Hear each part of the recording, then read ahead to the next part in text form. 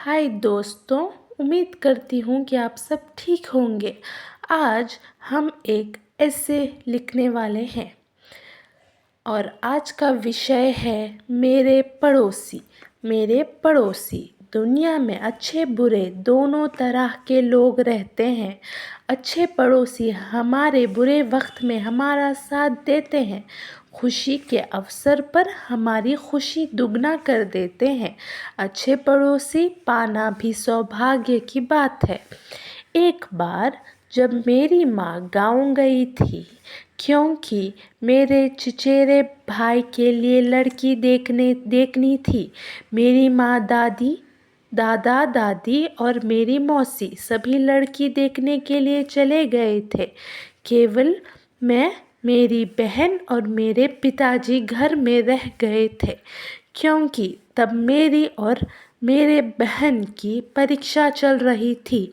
मेरी माँ ने कहा कि सुबह जाकर रात तक लौट आएंगी।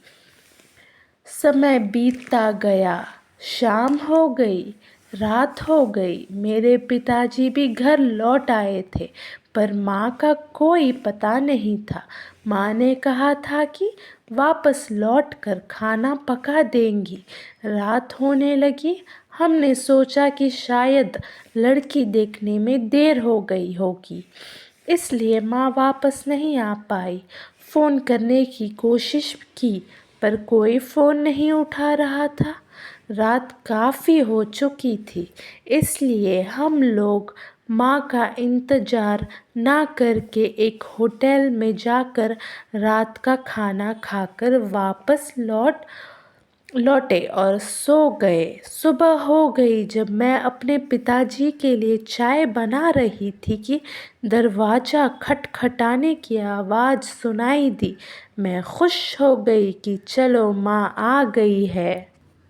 लेकिन जब मैंने दरवाज़ा खोला और देखा, माँ के हाथ में बैंडेज बंधा था, सिर पर चोट लगी हुई थी।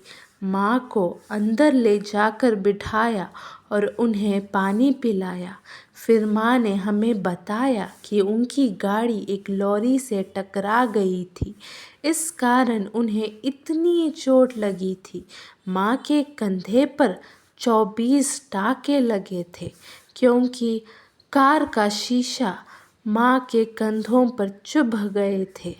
माँ को बहुत तकलीफ़ हो रही थी। बहुत खून बह जाने के कारण माँ बहुत कमज़ोर महसूस कर रही थी। जब मेरे पड़ोसी को यह खबर लगी, तो वह दौड़ी दौड़ी माँ को देखने आई। माँ का हाल चाल पूछने लगी। रात समाचार सुनकर बहुत दुखी हुई और माँ को सांत्वना देने लगी।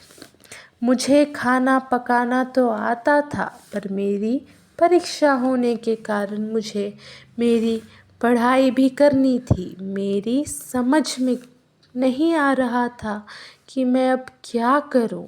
लेकिन मेरी पड़ोसी ने पड़ोसी धर्म निभाते हुए मुझसे बोली, तुम चिंता मत करो, तुम अपने पढ़ाई जारी रखो।